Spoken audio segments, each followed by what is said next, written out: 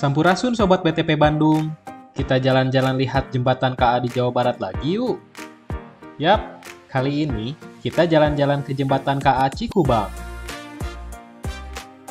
Jembatan KA Cikubang merupakan jembatan KA aktif terpanjang di Indonesia loh.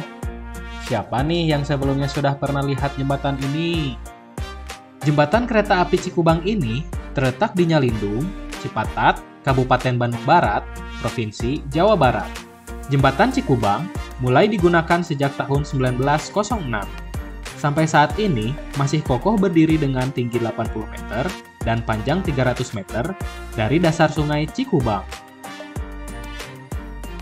Terima kasih sudah menonton.